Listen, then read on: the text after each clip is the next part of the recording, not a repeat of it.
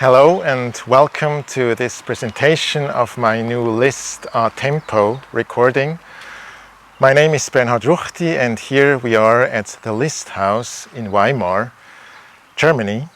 Franz Liszt lived here from 1869 until his death in 1886. Because his apartment was transformed into a museum only a few months after he died, we can get a compelling impression of his life still today.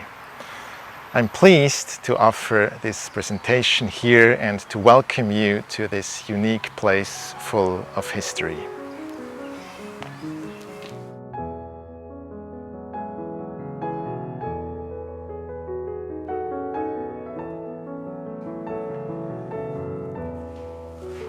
We are now at the upper floor of the Liszt House, right in front of the entrance to the salon. The original furniture, which appears on many historical photographs, is still there, including Liszt's magnificent Bechstein grand piano. This is also the place where the famous piano classes took place that are so well documented by Liszt's pupils. Let's go inside.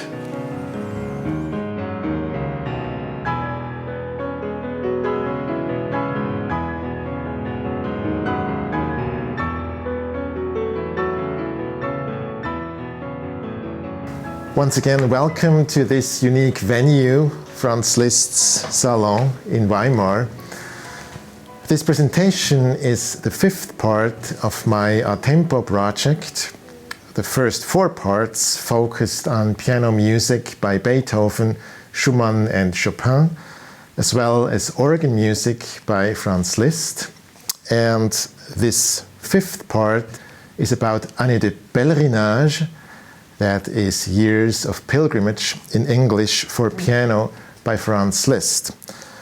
To be more precise, it's about the second part, the second book of Années de Pèlerinage, entitled Italie or Italy in English.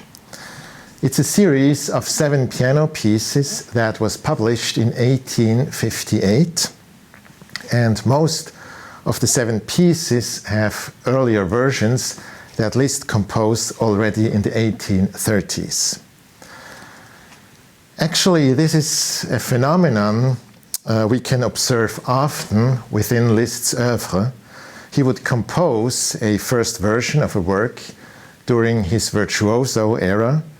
Then he would keep working on the piece for many years and finish it only after he ended his tours as a virtuoso, that is, after 1848.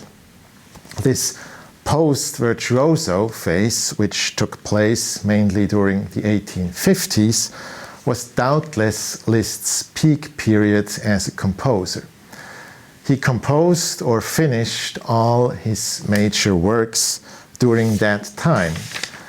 His famous symphonic poems, the Sonata, the Etudes, the Fantasy and Fugue on Ad nos ad salutarim undam, and also Années de Pèlerinage. At first glance, it might appear surprising that I would choose a work like the second book of Années de Pèlerinage to record as part of my a tempo project, a project that is all about historical tempo in classical music. Because unlike the works of Beethoven, Chopin and Schumann, there are no metronome markings for Années de Pèlerinage. There is also no extant information on the duration of the work, such as we found for the Ad nos Fantasy. So why this work? Of course, I simply love it. It's one of my favorite pieces from that period. But besides that, the main reason for choosing it was the theme, Liszt, and the piano and tempo. This is actually a fascinating topic for the music of the 19th century, and it is also a significant topic because Liszt, the pianist and the conductor, was one of the truly groundbreaking interpreters of the 19th century. Therefore, his style of interpretation and his aesthetics in terms of tempo are important, even crucial to explore when it comes to the performance practice of the 19th century. And Années de Pèlerinage indeed offers rich opportunities for practical research in the field of tempo. When it comes to tempo, it is striking to see that Liszt obviously hated the metronome. He didn't provide metronome markings for any of his major works. He didn't provide any tempo indications for his symphonic poems, sonata, or etudes, aside from Italian movement names and some additional characterizations. The freedom and the competence of the interpreter likely meant everything to him. Also, he probably considered the mechanical and inflexible beat of a metronome inappropriate to a lively and spirited interpretation. Therefore, we don't know much about his exact tempo ideas. However, looking at Liszt, the pianist, and the conductor elucidates some very interesting and fascinating facts, especially in terms of tempo. Many reviews talk about Liszt's performances, and those reviews strikingly often mention tempo.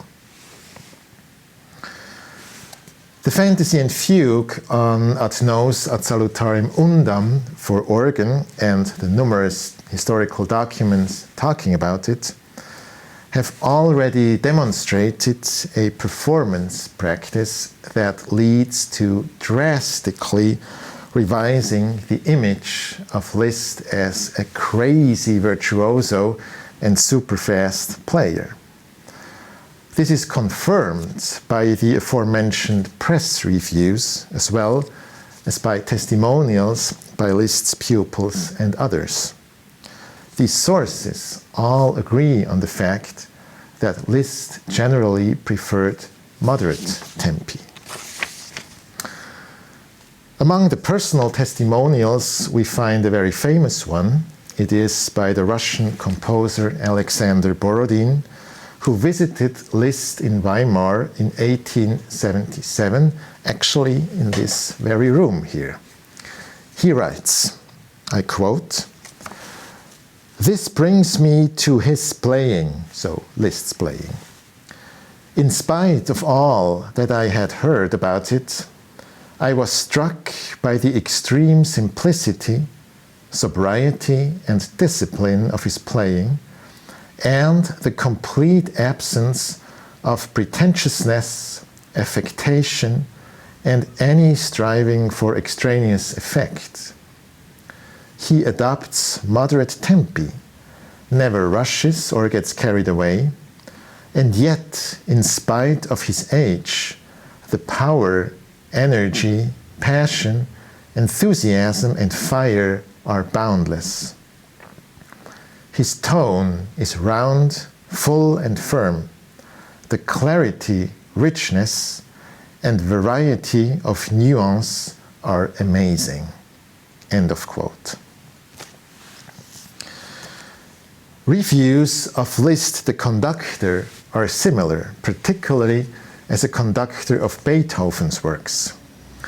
In terms of Beethoven's symphonies, reviewers had an actual opportunity to compare Liszt's version to other versions of the same works.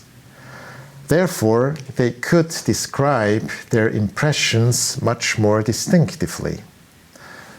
I would like to give one example of such a press review.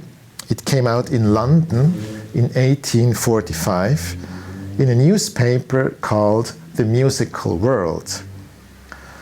The reviewer talks about a music festival that took place in Bonn, Germany in 1845. At this festival, Liszt conducted Beethoven's Fifth Symphony. I quote, "The symphony in C minor was, on the whole, an excellent performance. Liszt conducted with spirit and a manifest comprehension of the score, which, as he knows the symphony by heart, is not to be wondered at.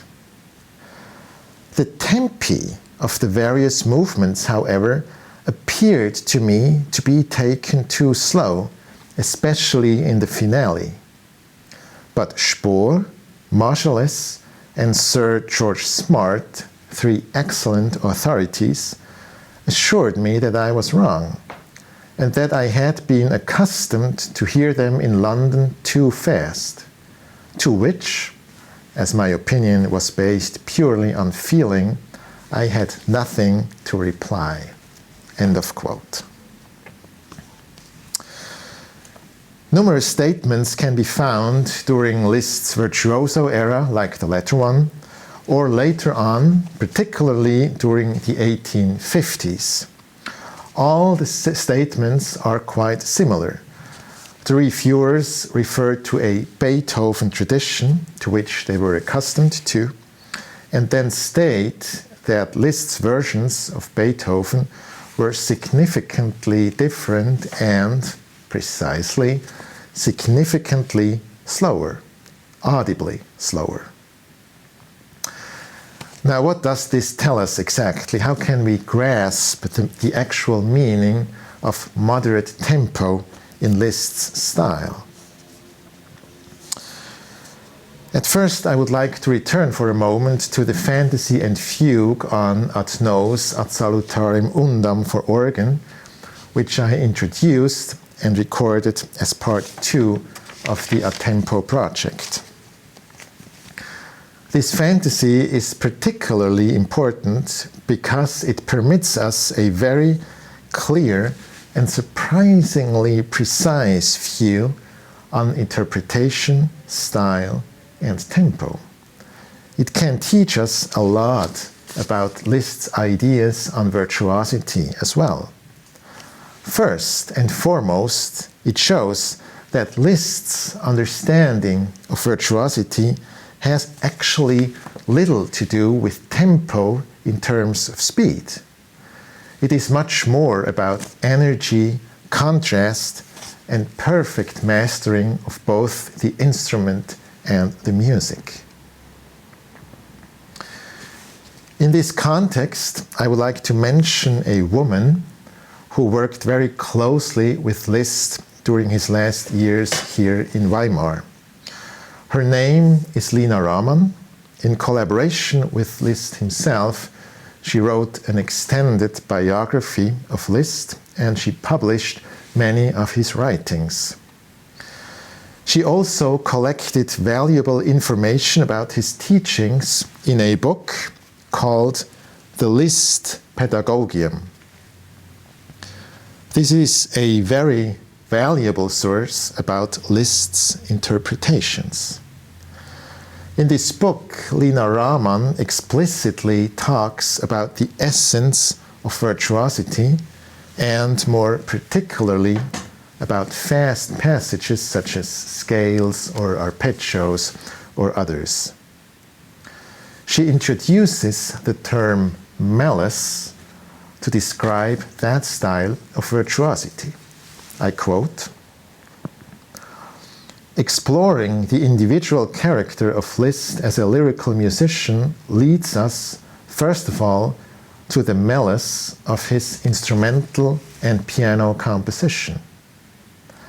Malice is not a melody as such, but a lyrical and melodic force that pervades every part of a composition, imbuing it with soul and creating its form, and that originates in singing."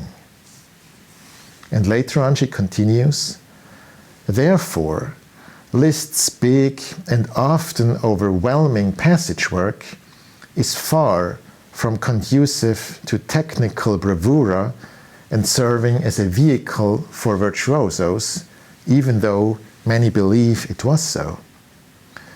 Originating in the malice, sentiments of sublimity, power, passion, grandeur, and the highest feelings of joy and misfortune have created a poetic form of expression in that passage work. End of quote.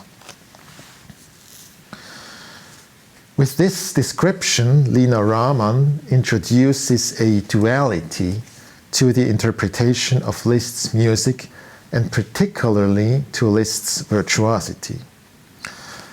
There are virtuoso passages, of course, sometimes in an overwhelming number, that are fast and powerful.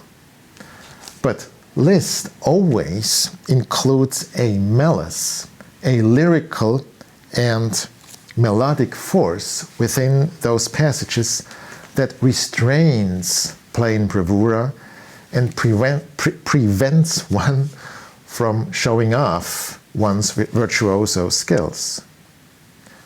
A force that holds the virtuoso bravura back and adds a totally different quality to it.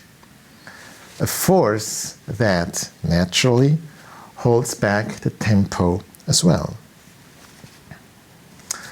Now, interestingly, that is a duality that we also find in a very important essay by Richard Wagner, who is aesthetically very close to Liszt.